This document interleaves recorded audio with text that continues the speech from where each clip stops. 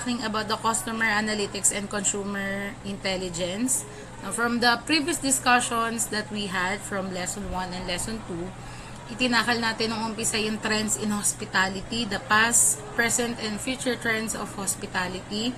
And on the previous lesson, lesson 2, diniscuss natin yung data analytics introduction. So, I hope that in combination of the two discussions that we have, 2 units that we had, ay nagkaroon na kayo ng summary, no? Kung ano nga ba yung importansya ng data analytics, bakit nga ba importanteng pag-aralan natin yung trends, at ano yung relationship ng trends at ng data analytics para makatulong sa business process na meron ng isang industry.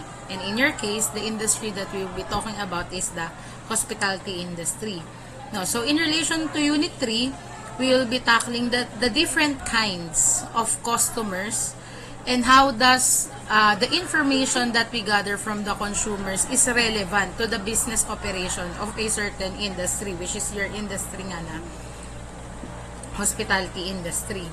Ayan, so for the learning objectives, we have 3 main points to discuss today. First is to understand the customer characteristics, its needs and wants, as well as their behavior.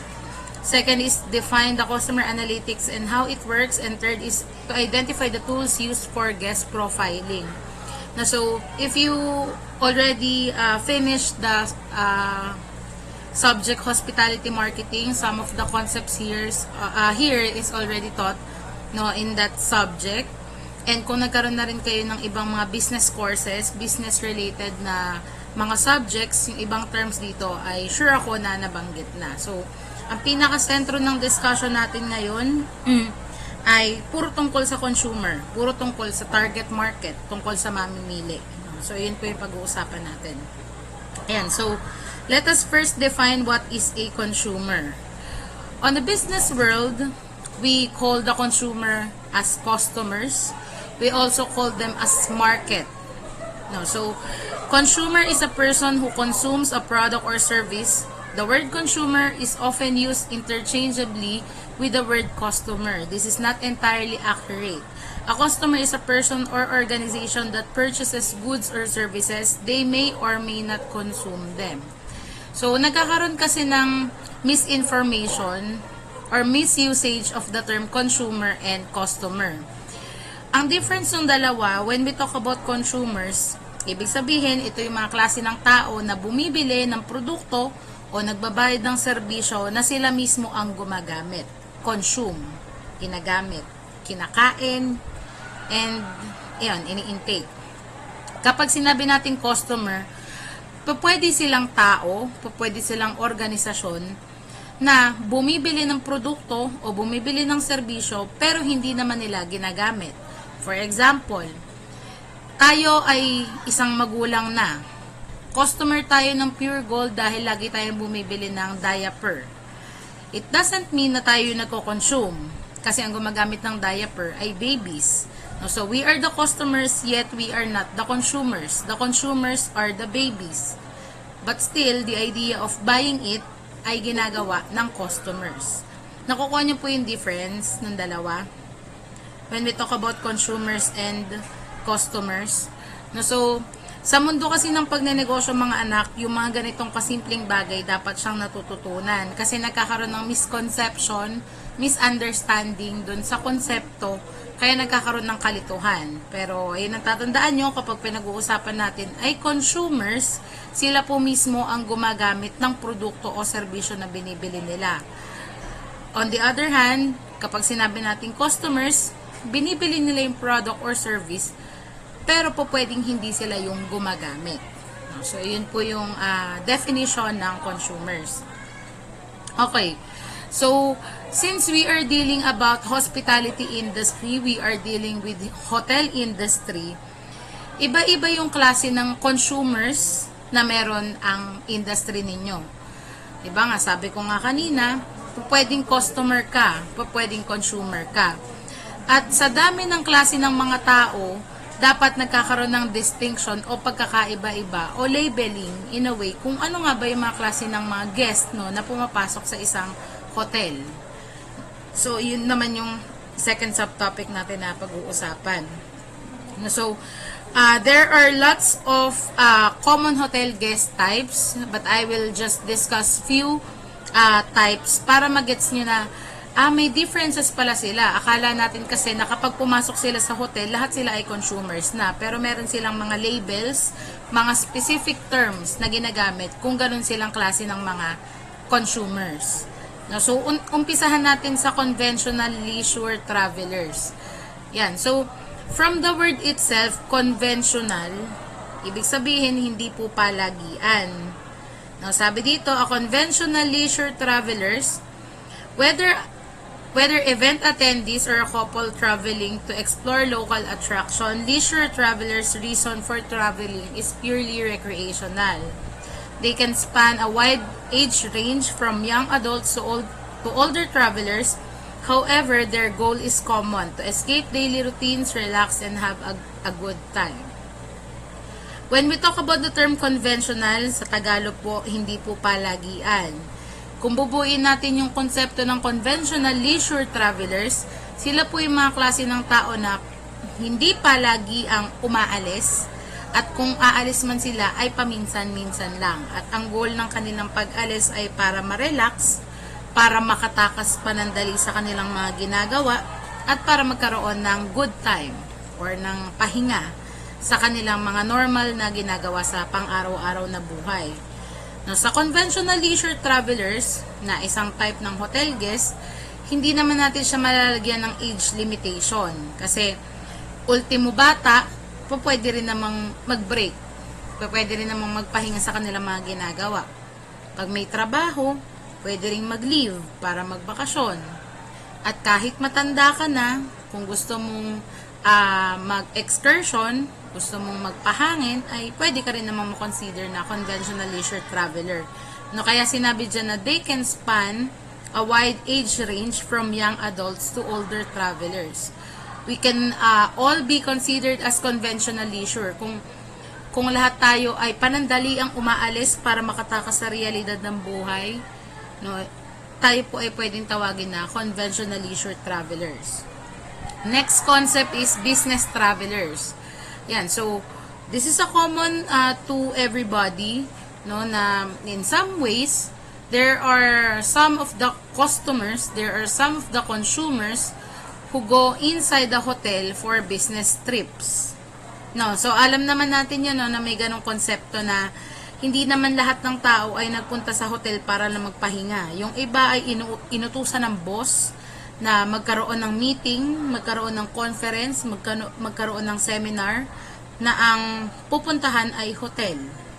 No, common naman na po sa atin yung ganong konsepto. No, sabi nga po dito, their primary reason for travel is work-related, often involving meetings, conferences, or client visits. With tight schedule, business travelers don't usually have time for sightseeing and return to their hotel rooms for a good night's sleep. So, ang reason naman kung bakit sila pumunta sa hotel ay para sa trabaho. Ayun naman po yung business travelers. Next is health and wellness travelers. A wellness traveler's reason for visiting a destination is to boost their health. For some, promoting their physical health will be more important, while other travelers in this category will pay more attention to their mental well-being. So, baka magkaroon kayo ng kalituhan, no, dun sa konsepto ng conventional leisure traveler and health and wellness travelers. No, so, dun kasi sa conventional leisure traveler, gagala ka, panandalian sa hotel para lang maka-escape sa reality ng buhay, sa reality ng mga ginagawa mo sa pang-araw-araw. Dito naman sa health and wellness traveler, gusto mong umalis kasi nai-stress ka na. Gusto mong magkaroon ng solo time, gusto mong magkaroon ng me time, gusto mong magkaroon ng self-care time, kaya ka umalis. No, so, yung sa iba kasi, pwedeng kapag conventional leisure traveler ka, kayo magkakaibigan, no, nagbi-beach talaga kayo every quarter, kuwari, tuwing summer, nagbi-beach kayo, matik na, maalis kayo, pero may mga instances din naman na kapag sobrang stress ka na at gusto mo mag-unwind, mag-staycation ka. No, so, ang pinaka-nature ng health and wellness travelers is they wanted to gain back the energy. They wanted the energy that they lost. And also, they wanted to recharge their mental health status. No? Parang, yun nga, na-stress ka na. Yes, gusto mong tumakas, pero ang pinaka-focus mo sa pagtakas ay magkaroon ng me time. Sabi nga dito, these guests often travel alone so that they can make the most of their me time. Usually, gumagawa nito mga Gen Zs, no, yung mga may trabaho, o kaya, kasi sa kung parent ka na, kung magulang ka na, usually, as a whole, as a family kayo umaalis. Pero, tong health and wellness traveler, ako isa ako sa ganyan na parang, if I am too stressed with whatever I am doing, talagang magre-recharge ako, magpapahangin ako, magka-camping ako, na ang reason kung ba't ako nag-camping, para ma-regain ko lang yung energy na nawala sa akin. No, para magkaroon lang ako ng oras sa sarili ko. Ganon. So, we can also consider that kind of traveler na ang tawag ay health and wellness traveler. Yan. Next is luxury travelers. Now, familiar naman po tayo sa term na luxury. Narinig niyo na yung word na yan. Maluho. No, maluho na travelers. Yan, sabi dito, luxury travelers are ready to splurge on accommodation and exclusive experiences. They are generally between 30 to 60 years old, high-income individuals, executives, or affluent professionals who usually travel as a couple and know what they want. So, may mga klase ng tao na kapag nag-travel, literal na ang lalaki ng budget. If you were to ask me if I am in this position na ganito yung trabaho, ganito yung sweldo, I do not see the essence of staying in Okada. No, kasi hindi naman ako minimum wage earner, above minimum naman, but the idea of spending 30,000 for one night in a staycation, parang hindi ko siya hilig or hindi ko siya kaya. Pero may mga ibang tao na willing talagang mag-splurge, willing talagang gumastos for the experience, and usually those persons who spend that much money, sila yung mga talagang stable na. Kaya sabi dyan 30 to 60 years old, stable na, may trabaho, o kaya naman ay retire na, nakaipon na, ganon. And hindi ko naman sinasabing mali, na paminsan ay subukan na mag-staycation or mag-check-in sa mga high-end na hotel. But to some people, hindi siya, yung term? Hindi siya practical. But to some, they pay for the experience. No? So, kaya willing silang gumastos ng malaki. And those travelers are often called luxury travelers. Yung talagang 2 days, 1 night lang, gagastos sila ng 50 mil. Parang ganun. May mga ganong tao. Sana maabot natin yun, no? Yung parang naisipan ni Adrian na gusto ko mag-swimming, pero sa Sofitel siya pupunta. Agad-agad bukas. O kaya, sinabi ni Angel na, sumasakit na yung ulo ko sa mga trabahong ginagawa ko. Gusto kong mag-casino sa Resorts World. O, diba? Parang, hindi lahat ay afford yung ganong klaseng lifestyle, but there are some travelers who afford that kind of status or those kinds of things to do. Tayo kasi mga nasa payak na pamumuhay pa lamang, tayo ay mga ordinaryong tao pa lang na naghahangad din naman ng mga ganong klaseng experiences, but to some people it is normal to experience those things na gumastos talaga ng malalaki. Yan, so those are the luxury travelers. Next is family travelers. So I do not see the essence of explaining this well. Kapag umalis kayo as a family, tapos nagstay kayo sa hotel, so family traveler kayo. This is a common get-together, a common vacation for Filipino families. Hindi lang siguro yung pamilya namin yung ganun, kahit naman siguro kayo ay ganun. Kapag may pagkakataon na makapag-travel as a whole, pipilitin na mag-travel as a whole. Pag summer, dati uso pa yun na parang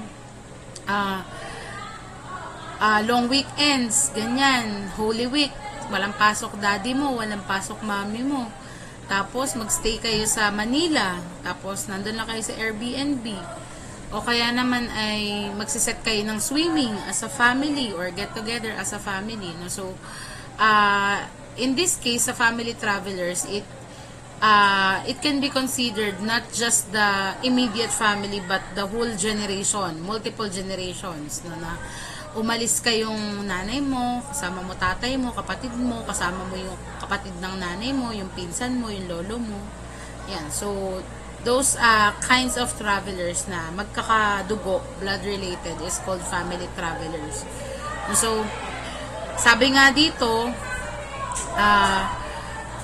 usually sa mga family travelers ay nagmumula sa millennial generation kasi well, yung mga Gen Zs din naman ay pwede na magkapamilya, kagaya ng edad namin, no, na turning 26 this year, pwede naman na mag-family, but the common setting sa ating bansa, millennials talaga yung mga may anak na. Kaya nabanggit dyan na many family travelers are from the millennial generation kasi usually sila na yung may family. Unlike yung mga Gen Zs, bukod sa takot sa commitment, ayaw pong magkaanak. Hindi ko alam kung pare-pareho ng konsepto lahat ng Gen Z, but to some, ganun yung kanilang thinking. Ayan, so, next kind of traveler is green travelers. Sabi dito sa green travelers, the green travelers like to follow the same sustainable lifestyle that they implement at home when they hit the road. This means that they will keep in mind the impact that their travel plans have on the physical environment. No, so, may mga klase ng mga travelers no na environment conscious. Yung parang they will not consider staying in a hotel na makalat. They will not consider staying in a hotel na walang maayos na tubig, walang maayos na waste management.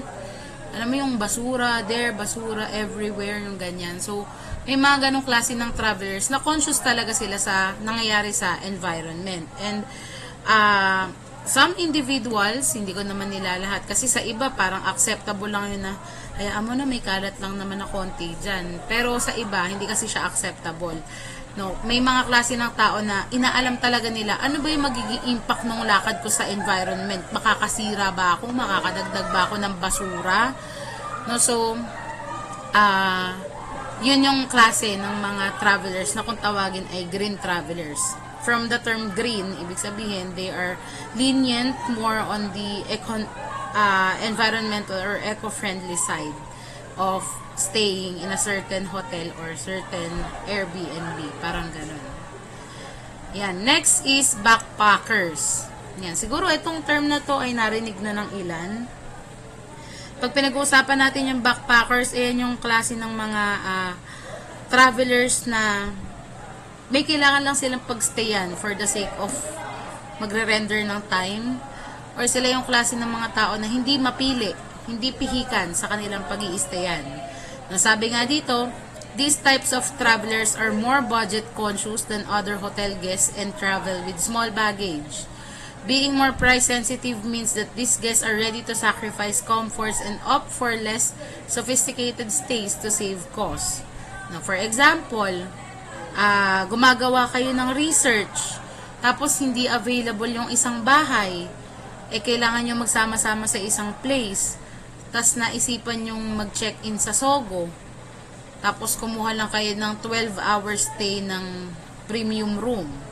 So, kahit na alam nyo na hindi naman ganun kalambot yung higaan kapag additional na mga beds lang yung pinalagay, o kaya naman alam nyo na medyo may amoy, no, dun sa part na sa mga premium rooms lang kayo magche-check-in, pero nagsettle pa rin kayo for less in a way na kailangan nyo kasing may gawin na something or kailangan nyo mag-render ng oras. So, isang basic example, yung mga nagmo-motel, they are not, well, to some, gagastos talaga sila ng bongga, pare, anniversary nila magjowa. Pero yung iba parang, kailangan na natin tong rausin, sige na, dito na lang tayo sa ganito, kahit na ang itsura naman ng gigitata, kitang-kita naman sa labas na sira aircon, parang magsettle na sila for less for the sake of staying in some place. No, so, yun yung backpackers. Yan. Next is digital nomads na I'm not sure kung nabanggit ko na sa inyo, pero parang nabanggit ko na siya dun sa unang mga discussions natin na may mga klase ng tao na biniyayaan ng pribilehiyo ng pagtatrabaho sa iba't ibang lugar. No? So, may mga pagkakataon na work from home sila, tapos sila ay naglalagalag kung saan-saan silang hotel nandoon at able pa rin silang magtrabaho. Kaya pa rin nila magtrabaho as long as may lugar, as long as may dala silang laptop at may wifi. May peace and quietness doon sa environment. So, yun yung digital nomads. Those are the people who chose to work not in home, but staying in a certain hotel or staying in a certain place out of work, pero nagtatrabaho pa rin sila, pero iba lang yung lugar kung saan sila nagtatrabaho. So, yun yung digital nomads. Oops. Yan. May still around. Nakikita pa rin ba yung PowerPoint ko? Sorry. Medyo nagalaw. Ayan. Next is boomer travelers. Yan, yung mga lolo't lola natin, boomer travelers. 'Di ba? Paminsan may makikita kayo na parang mga tito't tita, lolo lola na ang yayaman, o baka sa Facebook ko lang 'yon, na para bang pag nag-get together sila dapat nakasaya, dapat nakamamahaling mga ginto, alahas, na alam mo yung ganong konsepto ang masarap na gawin sa buhay. Ano yung pagtanda mo, talagang chillax ka na lang. Pa-travel-travel na lang, pa-iba-ibang bansa na lang. Ganon. May mga ganong klase ng mga older person or older people. No, kaya natawag sila na boomer travelers. And usually, they were born between 1946 to 1964. No, yung number ng 1946 and 1964 is very far from the year today na 2026, no, napakalayo na. Pero may mga tao, may mga individuals na afford, no, na mag-travel kahit matanda na sa mga malalayong lugar, and they are called boomer travelers. Yan, so sabi nga dito, yan, they can also afford to spend more. They also usually use hotel loyalty programs to make their bookings and travel as couples or in bigger groups. May barkadahan ng lolo't lola mong mayaman, gano'n. Tapos, staycation lang sila, travel lang sila kung saan-saan. May mga ganong klase ng older person or old people na ang tawag sa kanila ay boomer travelers. Ayan, next is millennials. No? So, considered pa rin sila as type of hotel guest. No, kasi ang millennials, buhay pa rin naman sila. They are ranging from the age 19 or aging from the years 1980 to 1995. So, baka pasok dyan yung mga tita nyo, nanay nyo, sa edad na yan. And, sabi nga dito, ang mga millennials, ang klase ng staycation habits or ang travel habits ng millennials, since sila ay nasa workforce pa, nagtatrabaho pa sila, yung oras nila sa pagta-travel ay kakaunti. Mas marami yung oras na na-spend nila sa work. Yan. Sabi dyan, their work schedule is still one of their primary focus areas, which leaves them with less time for vacation.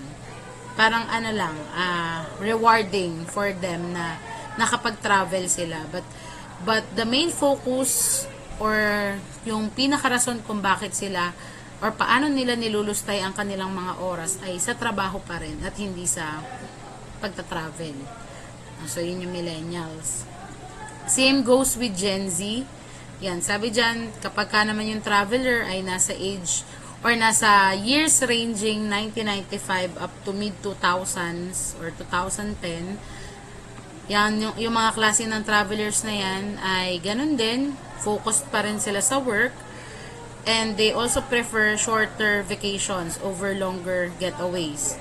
No, kasi, for example, on my personal experiences, it's okay for me to have a quick vacation, 2 to 3 days, no, na alis, Okay din sa akin na kung travel abroad ay hanggang 6 days lang, hanggang 1 week lang. Pero parang I cannot imagine my life na mag-splurge ng sobra ng 2 linggo sa ibang bansa. Tapos pagbalik ko sa Pilipinas, wala na akong pera. Parang okay na sa akin yung sandali lang akong nawala sa Pilipinas. Makakabalik agad ako sa trabaho. Tapos makakapag-ipon ulit pang travel sa susunod na pagkakataon. So, ayun. Since kayo rin ay nasa portion or pasok pa rin kayo, included pa rin kayo sa edad ng Gen Z, siguro sa ibang mga tao, sa ibang mga kaedad ko or kaedad natin, maiisip nila na parang ang sarap pumunta sa Japan ng buong December. 'Di ba? May mga ganyan tayong konsepto. Pag yumaman talaga ako, pupunta ako ng Korea, 2 buwan ako titira doon, ganun. Pero pag andun ka na, parang talaga bang mag-i-stay ako dito ng 2 buwan? Parang okay na kung 1 week, parang nalibot mo na yung buong lugar sa loob ng 1 linggo. Bibihira lang naman yung gumagawa nung nagtatagal, yung mga Gen Z na nagtatagal sa ibang bansa. Not unless, andun na yung pamilya mo, kwari. Si Dan, yung tatay at nanay niya nasa Japan na. Tapos dito siya sa Pilipinas nag-aaral, tapos pupunta siya sa Japan ng bakasyon, 2 months siya doon. Ayun. 'Di ba? Longer stay siya doon sa Japan. Pero kung may pagkakataon, kung kailangan niya bumalik agad sa Pilipinas, baka 1 week lang siya doon. So, majority of the thinking that the Gen Z has is we wanted to just have a quick vacation rather than longer getaways. Ang bilis natin ma-bored. Sobra. No? Hindi ko alam kung may mahilig mag-travel sa inyo, pero ako, on my personal experiences, 6 days to 7 days, staying in a certain country, in a certain place, na hindi naman yun yung home country ko, or yung home place ko, mabilis akong maboard. Kuwari, anong gagawin ko sa Okada ng 7 days kung lahat naman ng amenities nila ay kaya kong gamitin ng 2 days? Kung lahat naman ng mga additional services doon ay kaya kong ma-experience within 3 days, bakit ako magtatagal doon ng 7 days? Kung mabilis ko lang naman makukuha lahat ng benefits na pwede kong ma-experience kung ako ay mag-staycation doon sa Okada. So, parang ganun. Kaya we prefer shorter vacations over longer ones. Yan. Next is solo travelers. No? So, hindi ko na yan i-explain ng maigi. Yan yung huling-huling klase ng traveler. Sa dami nung na-explain ko kanina, solo travelers, yun yung mga tao na they wanted to explore a lot of things. They wanted to explore a lot of places, a lot of hotels, and experience it alone, nang walang kasama. So, iba rin kasi talaga yung feeling kapag na-try mo mag-solo travel. Hindi ko pa naman siya nagagawa ng ibang bansa na mag-solo travel. Pero sa Pilipinas, nagawa ko na. Punta ako mag-isa sa Batangas, ng commute lang. Nagpunta ako mag-isa ng Antipolo, commute lang, LRT lang. Para lang bumili ng suman kasi ang cravings ko ay suman ng Antipolo. Ganun yung mga amats. No? Na, iba rin yung experience kapag ikaw lang mag-isa, nakaka-witness, ikaw lang mag-isa yung tuklas, no, ng mga bago doon sa lugar, bagong bagay doon sa mga places nga na pupuntahan mo. It gives a sense of individuality. Basta pag na-experience niyo na matapang ka ng umalis mag-isa, iba rin yung sense of confidence and individuality na ibinibigay nun. Kasi you will feel more empowered na hindi mo kailangan ng ibang tao para meron kang company, para meron kang kasama. Magandang experience siya, kahit na sa mga simpleng bagay pwede nyong itry. Kahit hindi mismo sa pagta-travel, no? Try nyo manood ng sine mag-isa. Try nyo kumain ng samgyup mag-isa. Siguro sa mata ng servidor, mukhang tanga kasi kumuha ka ng maraming beef enoki. 10 yung kinuha mo, mag-isa ka lang naman. Well, you still pay for it. Binayaran mo naman yun. So, why not experience the fullest, no? O kaya naman, nagsiswimming ka mag-isa. Nag-staycation ka sa Azure mag-isa. So, may alone time ka, solo travel ka, tapos parang hindi ka maaasiwa no, sa mga kilos kasi parang you are free, you have the freedom, you have the liberty to do whatever you want. Kung ako yun, no, Airbnb, solo ako sa kwarto, baka pwede akong uminom ng nakahubad-hubad ako. Paano mong makakakita sa akin eh. No, so, it gives you, you know, the sense of confidence and sense of individuality na minsan kasi as a person, masyado tayo naging lenient sa kailangan kasama ko yung mga kaibigan ko, nakakatakot mag-travel, nakakatakot naman mag-samgyup mag-isa, ganyan. But, trust me, no, kapag na-experience nyo, once in a while, yung may gawin ka mga bagay na akala mo, by group mo lang siya magagawa, tas mag-isa mo lang siya na-achieve. Iba rin naman yung nabibigay na fulfillment, no, sa atin, bilang mga tao. No, ayun. So, once again, we talk about, no, the different types of hotel guests. Pakadami nito. Most common hotel guest types. Conventional leisure travelers, business travelers, health and wellness travelers, luxury travelers, family travelers, green travelers, backpackers, digital nomads, boomer travelers, millennials, Gen Zs, and solo travelers. No, so, baka magkaroon kayo ng kalituhan kasi yung iba parang pareho lang, yung isa parang nakapaloob na dun sa isa. No, ang ideolohiya lang naman sa ilalim ng pagpapaliwanag kung ito ng iba't ibang klase ng guest, hotel guest, ay meron silang mga labels, no. Pwede natin silang i-describe as ganitong klaseng traveler. Millennial ka, solo traveler ka, etc. So, nagigets po yung part na ito, mga anak. You can react anything if nagigets po natin, flow of discussion. Yung sabi ko sa inyo, mahaba, pero madali lang naman siyang intindihin. No? So, next subtopic that we will discuss is the consumer buying behavior. No? So, sabi nga natin kanina, ang pinaka-main focus natin ngayon ay puro consumers. Mga tao na bumibili ng produkto o serbisyo na sila mismo ang gumagamit. And yung konsepto ng consumer buying behavior sa business world, ang definition po niya ay, this is the action taken both on and offline by consumers before buying a product or service. To summarize in a way, kung ano yung ibig sabihin ng consumer buying behavior, yun yung mga actions, yun yung mga, what do you call this? Habits, no, na ginagawa ng mga consumers sa pagbili ng isang produkto o serbisyo. Yung mga gawin natin sa mga gawi, no, na ginagawa natin kapag tayo ay bumibili ng isang produkto o serbisyo. For example, ako bilang consumer, kapag pumunta ako ng Watsons, kung pag-uusapan natin yung consumer buying behavior at ina-analyze ako ng isang sales lady doon, mapapansin niya na lagi lang skincare ang pinapansin ko at hindi ako pumupunta sa makeup section. Na nakikita niya ako every week na nagpupunta sa Watsons, pero never ko namang hinawakan yung toothpaste, yung sabon.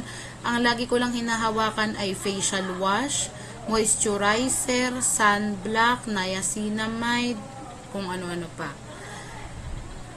The sales lady can analyze that this certain consumer only buys skincare product but not makeups, but not medicines. No, because that is the thing that she saw to me as the consumer. Kasi iyon yung gawi. Yun yung ginagawa ko na mga actions, yun yung mga galaw na ginagawa ko kapag ako ay bibili ng isang product or service. In business world, it's important to understand the consumer buying behavior because this will help, no, the business to understand the needs of the consumers. Mentras mong naiintindihan yung habits ng mga consumers mo sa pagbili, mentras mong malalaman as business owner, ano ba yung tunay nilang kailangan. For example, I own a coffee shop. Tapos, sa coffee shop na meron ako, nag-offer ako ng refreshment. Even if coffee shop ako, nag-offer ako ng mga juice. At napansin ko na yung mga tao, ang binibili nila ay puro matcha. Hanap nila, may matcha ganito po kayo, may matcha po kayong ganitong flavor. Hindi naman nila pinapansin yung juice or yung refreshments na inad ko dun sa menu. So, as business owner, I can notice that the frequent drink that my consumers is buying is matcha and coffee. So, it's easy for me to remove in the menu the refreshment drinks, yung mga juice. Nagigets niyo po ako? And sabi nga dito, it is valuable for businesses to understand this process because it helps them better tailor their marketing initiatives to the marketing efforts that have successfully influenced consumers to buy in the past. Mentras nilang naaaral kung ano yung mga pinagbibibili ng mga consumers, mas madali para sa kanilang tanggalin kung ano yung mga hindi mabili at dagdagan yung supply ng mga laging nabibili. Kasi napag-aralan nila yung behavior ng consumers. And that is called consumer buying behavior. Again, in your industry, it's easy to tell kung ano nga ba yung mga laging kinukuha ng mga tao. For example, you wanted to own a hotel. Alam mo naman sa Pilipinas, dahil budget-friendly ang gusto ng mga tao, magbubukas ka ng hotel at dadamihan mo yung rooms na mababa yung presyo. Mas marami yung rooms na itatayo mo na mababa yung presyo compared dun sa mga executive rooms, presidential suite. 'Di ba? Kasi hindi naman iyon ang kuhanin na mga klase ng rooms na nirerentahan sa hotel. Usually yung mga family suite lang o kaya yung mga premium rooms lang, kumbaga. Kaya nga kung mapapansin nyo, pag pumunta kayo sa mga hotel, yung second floor, yan, presyo niyan puro 3.5, kuwari ganun. Tapos third floor, ganun pa rin, yung presyo niya puro premium rooms, 3.5 pa rin ang price. Pagdating ng fourth floor, ayan na, medyo 5,000 na yung presyo ng accommodation. Pero mas malaki na. Pero onti lang yung room. Mas madami yung premium rooms. Kasi, sa pag-aaral nila, sa pag-a-analyze nila sa consumer buying behavior, napansin siguro nila na ang kuhanin talaga ay yung mas mura. Kaya, mas maraming room yung dapat mura ang presyo. So, ayun yung essence kung bakit kailangan pinag-aaralan yung buying behavior ng consumer. It's easy for them to tailor marketing. Ang dali para sa kanila i-market, ang dali para sa kanilang may tanggalin, ang dali para sa kanila na may idagdag sa kanilang processes, sa kanilang supplies. Kasi, kita na nila yung habits ng mga consumers. So, ayun po siya. And so, there are 4 types of buyers. Since ang pinag-uusapan natin ay puro tungkol sa consumers. Yung 4 na klase po ng buyers: analytical buyer, amiable buyer, driver buyer, expressive buyer. Basahin nyo na lang yung definition. I will just give the brief description of each buyers. Sa analytical buyer, yan po yung mga klase ng mga mamimili na kailangan mag-research muna sila, kailangan mag-check muna sila bago nila bilhin ang isang certain product or service. For example, in some cases, we as consumers become analytical buyer, lalo na kung online shopping yung pagbibilhan. Nagre-review muna tayo ng nag-check muna tayo ng reviews, tumitingin muna tayo kung ilan na ba talaga yung mga nabili doon sa products na yun, ilang unit na yung sold. Diba? Analytically, we are thinking, is this worth it to buy? Kasi, alam naman natin, ang social media, it can be deceiving. No, yung expectation versus reality na akala natin malaki yung baso pagdating sa atin, tagayan lang pala, pwedeng ganon. Kaya mas nag-a-analyze tayo, tama bang bilhin ko to? Ano ba to? Ano ba sukat nito? Ano ba reviews nito? Yan yung mga analytical buyer. Next is amiable buyer. Alam niyo yung mga kaklase niyong mayaman, yung kahit na wala na siyang makain, lahat lilibre niya. O, ayun yung amiable buyer. Yung parang, bumili ako ng isang pizza, 8 cuts. Tapos, ang kaklase ko ay 8. Siyam kami sa classroom. Kahit hindi na ako makakain, basta may tigi-tigisang slice yung mga kaibigan ko. Okay na yun. Yun yung amiable buyer. This is a type of buyer who wants everyone to be happy. Kung kunwari, sabay-sabay kayo ng friends mong kumain, Tapos, gusto mo may dessert. Pwede namang ikaw lang bumili ng isang dessert. Kuwari, ikaw lang bumili ng Choco Mucho. Pero hindi. Dahil 5 kayo magkakaibigan, ang bibili ng Choco Mucho ay 5. Tapos hindi naman alam ng mga kaibigan mo na binili mo sila. Ikaw lang talaga sa sarili mo yung gusto mo ng dessert. No? So, ganun, may ganong klaseng tao naman. Next is the driver buyer. Ito namang driver buyer, yung mga klase ng mga mamimili na kailangan in trend lagi. Alam niyo yun, yung parang ngangatog yan, naghahanap yan ng CNY jacket ng Adidas. Yung trendsetter, yung parang kailangan kapag ka uso sa social media, suot-suot mo din. Yung klase ng tao na kapag ka may nauso, dapat meron din siya nun. Yan, may mga ganong klaseng mamimili. Yung ayaw mapaglumaan ng panahon, yung mga tipo na, okay, nauso yung ganitong klaseng bag, kilikili bag, lahat ng kilikili bag sa TikTok binili. O nauso tong kuket-kuket na palda, bumili ng kuket na palda. Sa mga lalaki naman, nauso yung jorts, nauso yung high minds, nauso yung mga ganong damit na parang lahat na lang naka don't blame the kids na t-shirt. Alam, nagigets nyo ba yung concept na sinasabi ko na yung mga trendsetter yung ayaw mawawala sa uso. Yan naman yung mga driver buyer.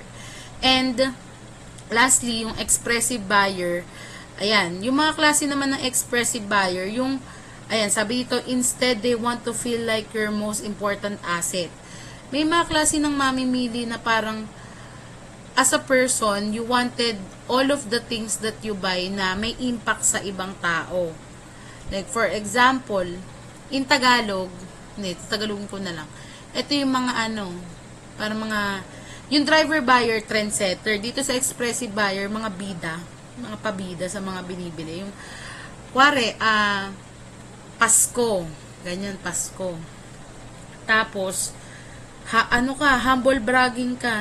Parang, Pasko na, pupunta kami ng pamilya ko sa Japan. Lahat kami pupunta sa Japan. Parang okay, anong ire-react namin kung pupunta kayo sa Japan na sa family?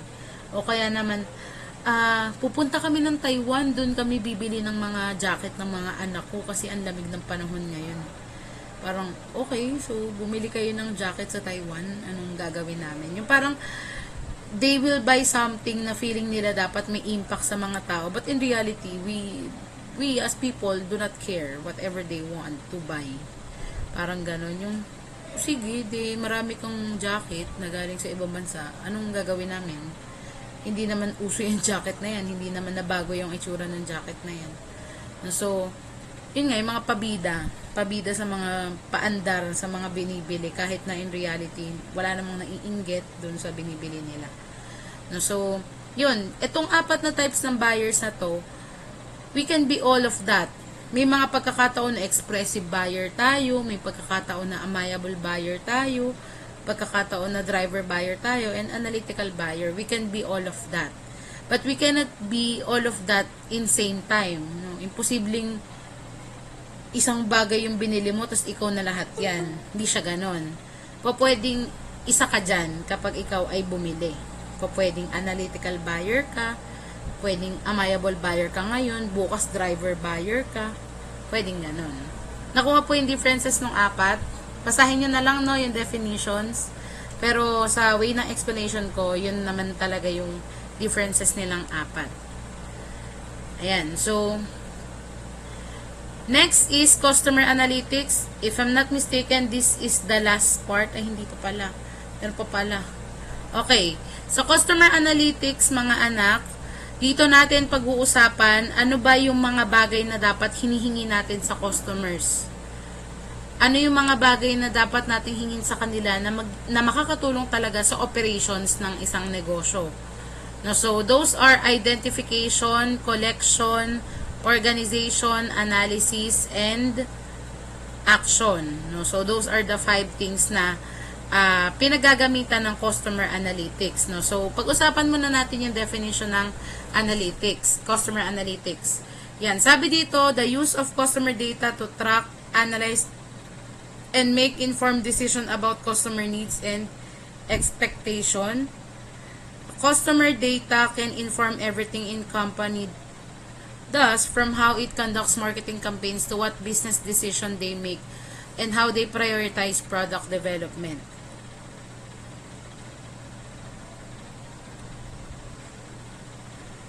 Ayan, so kung doon sa konsepto ng data analytics, sinabi natin doon na may mga data no, na nagagamit ng ang industry ninyo para makapag-come up sa isang better decision making for business. Sa customer analytics, meron tayong mga hinihinging impormasyon na nagmumula sa customers para magamit natin yung information na iyon na makapag-strategize, makapag-isip no, ng mga tamang produkto o tamang serbisyo o tamang promotion na gagawin para sa kanila. No, so, maraming usage ang analytics. No? Sabi ko nga sa inyo, doon sa mga previous discussions, all of the information gathered from the departments, all of the information gathered from different agencies, different persons, na included sa isang industry ay beneficial sa end ng mga may-ari ng negosyo. No, so, paanong paraan no, nag-work yung customer analytics? Doon nga sa 5 nabanggit ko na identification, collection, organization, analysis, and action. Sa identification part, sabi dito, companies first need to identify which customer data they want to collect and how they collect it.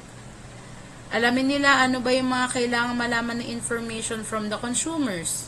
Their names, contact number, their address, their email, etc. Importante pa bang malaman kung anong blood type nila? Importante pa bang malaman kung anong shoe size nila? It depends. It depends upon the offerings of a certain business. Kung importante pa bang kunin yung mga information na yun or hindi. But in the case of your industry, the most common information needed from the consumers are their names, their address, what is the type of service that they will get, no? Kasi kung ikaw ay magstay sa hotel, anong klaseng room ang kukunin mo? Importante 'yun. Anong pangalan mo? Ilan po yung mag-accommodate dun sa space, etc. No? So may mga specific na information na ginagather lang tayo sa consumers depende sa pangangailangan ng negosyo. No, so, yun yung identification. Next is, after we identify the information that we need, we collect it through system. Or we collect it through signing up forms, surveys, website, and social media monitoring tools, and more. A company should take care to only collect data they need and store it in a way that protects customers. So, syempre, as business owners, you are responsible for protecting the information given by the consumers. Diba? Usually, kapag ka nagbubook tayo, minsan nagbabayad na tayo through credit card, through debit card, nagbabayad na tayo through bank transfers, ganyan. So, kung hindi ka magiging maingat at protective doon sa mga information na ibibigay sa iyo ng consumers, makakasuhan ka kasi may kasong may kaso na pwedeng isampa sa'yo kasi may Data Privacy Act. And sa pagkokolekta ng information from the consumers, maraming paraan kung paano kinokolekta ng mga industry yan. Yung iba, nagpapa-fill out ng forms, 'di ba? Kapag pupunta ka sa mga sa mga resort, ano po pangalan, ilan po yung papasok, ano po day swimming po ba or night swimming, 'di ba? Sinusulat lang sa isang paper. So, maraming paraan kung paano kinokolekta yung information, but nowadays, it is systemized. It is collected through websites. It is collected through application, no? Depende sa gamit ng industry. Next is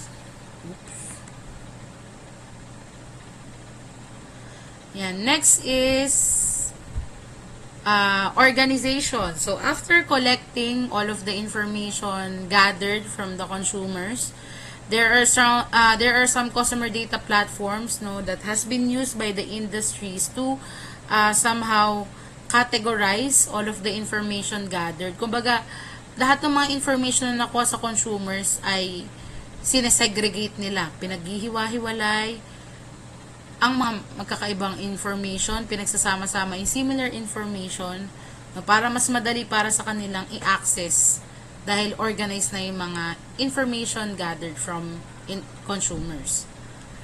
Then, analysis, no, para saan ba? Una-una nating pag-usapan, para saan ba natin siya kinolekta? So, i-analysa natin habang tayo ay nasa proseso ng pagkokolekta. Ano ba yung saysay, bakit natin kinuha yung mga information nila na to? And we can analyze it through the use of information technology, IT, or it can be in the use of artificial intelligence with the help of human action. Hindi kasi pwedeng ang mag-decide lang ay AI at IT. Meron pa ring tao na dapat mag-analyze doon sa mga information na nag-gather from consumers. And lastly, if you do analyze the information gathered from consumers, and sabi dito, the company needs to use the data and insights they've collected to make the correct decisions. Kung napansin nila na, okay, yung mga customers pala natin, halos puro bata, bakit? Kolekta nila yung age. Napansin nila, okay, yung customers pala natin, halos puro bata. Baka pwede nating lagyan ng facial wash, yung mga free na amenities doon sa CR. Kasi, ang gusto ng panghilamos ng mga kabataan ay facial wash, ayaw na nila ng bar soap. O kaya naman napansin nila na, okay yung consumers pala natin, upon collecting the information, napansin nila na puro matanda. Ay, siguro dapat may heater yung ating shower. Diba? Nakakapag-come up ka sa isang maayos na business action kasi may kinokolekta kang information na nagmumula sa consumers. You identify the information needed, you collect the information needed, organize those collected information, analyze all of the collected information, and then take it into consideration to create a good business action. Yun yung essence ng customer analytics. Nagigets po na parang ang simple lang kung iisipin na nangolekta tayo ng information. So what? Para saan? Pero on a deeper side, sa mas malalim na pagkakaunawa, bilang kayo ay mga young professionals in the future, hindi lang siya basta edad, hindi lang siya basta gender na babae, lalaki, hindi lang siya basta address. Meron siyang purpose kung bakit natin siya hinihingi. And iyon yung purpose, yung mga purpose na yun ay napapag-come up natin ng isang maayos na business action through the help of customer analytics. So, yun po yung nature ng customer analytics. And, yan, lastly, tools for collecting customer insights, paraan kung paano nakukuha naman yung mga konsepto na nagmumula sa customers. Pinakamadaling concept kung paano tayo magkolekta ng insights ng customers ay through survey. Now, alam niyo naman siguro po yung survey, sagsag na kayo sa research. Gusto nating malaman yung kanilang suggestion, gusto nating malaman yung kanilang mga rekomendasyon, hihinga natin sila ng survey. But in business world, we consider a lot of tools in collecting customer insight. First of that is the cookies. This is very IT term. Cookies. Sa World Wide Web, meron tayong two types ng cookies. First cookies and third-party cookies.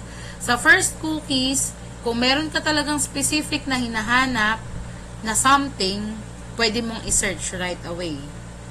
Sabi nga dyan, first-party cookies is data websites get directly from customers such as email addresses, location, and shopping preference. Nagpunta ako sa lazada.com. Nilagay ko ang aking pangalan, nilagay ko ang aking number, ang aking email, at ang aking address. As easy as that. First party cookies. Dahil sinadya nung customer na magpunta sa Lazada, hiningan siya ng information, nilagay niya yung information na kailangan. Tsaka pa lang siya mag-check kung ano ba yung mga bibilhin. O kaya naman, kapag kinonsider natin yung third-party cookies, dito pumapasok yung konsepto ng algorithm. Kuwari, broken-hearted kayo, tas nakapanood kayo ng isang sad TikTok. Nagtagal ka dun sa sad TikTok na yun.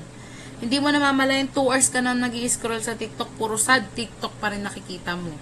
Kasi nabasa no, ng analytics ng TikTok na ikaw ay malungkot. Kasi nagbabad ka doon sa isang papadudot love story na heartbreak love story or breakup story. Diba, minsan ganun tayo yung parang nang aadya na gustong gusto ko ng bag. Tas ang lumalabas sa FYP ko puro bag. Pag nag-scroll ka sa Facebook, dahil puro nakakatawang memes ang nakikita mo, react ka ng react, hanggang sa hindi mo napansin na yung buong newsfeed mo sa Facebook, puro memes na lang. Those are third-party cookies.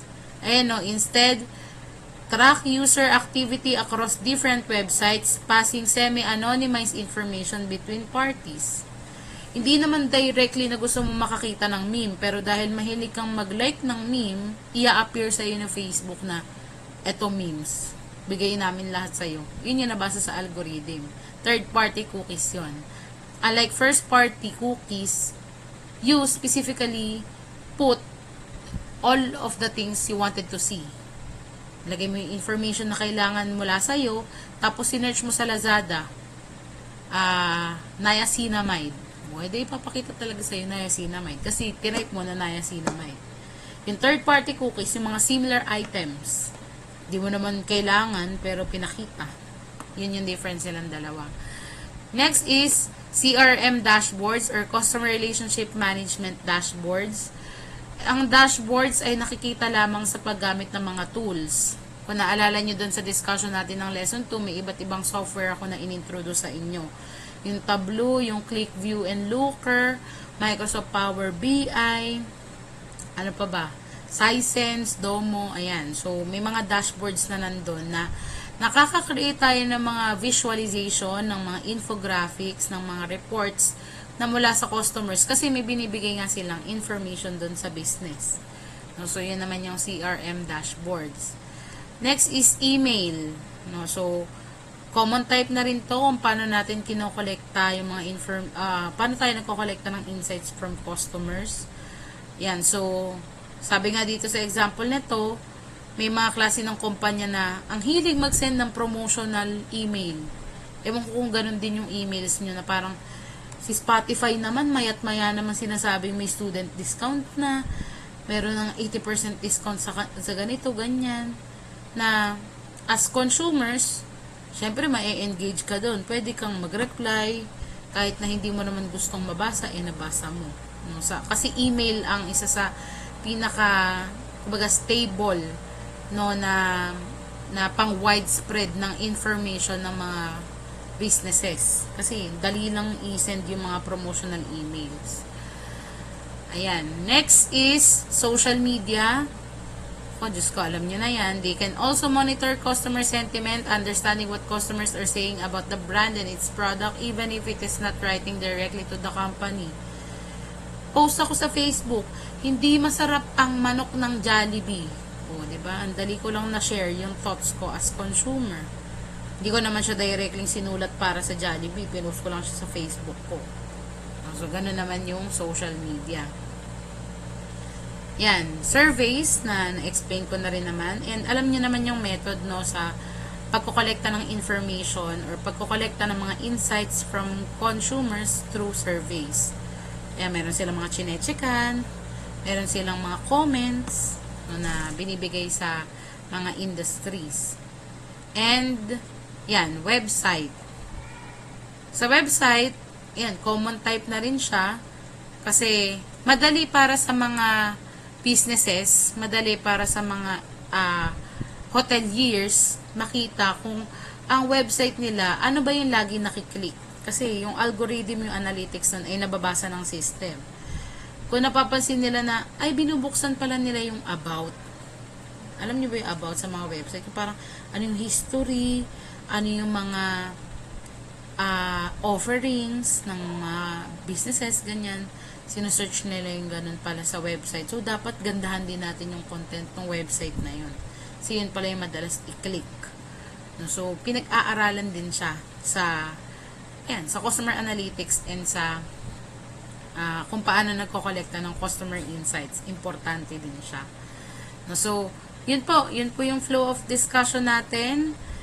Yan, sa learning objectives, kagaya na nabanggit ko kanina, pinag-uusapan lang natin ay puro tungkol sa consumers. Ano yung characteristics, ano yung pinagkaiba ng consumer sa customer, ano yung iba't ibang klase ng mga hotel guests. Pinag-usapan natin ano yung consumer buying behavior, ano yung iba't ibang klase ng types of buyers, ano yung customer analytics, paano nag-work ang customer analytics, and ano yung mga tools na ginagamit natin para mag-kolekta ng insights from consumers. Ayan, meron po ba tayong questions?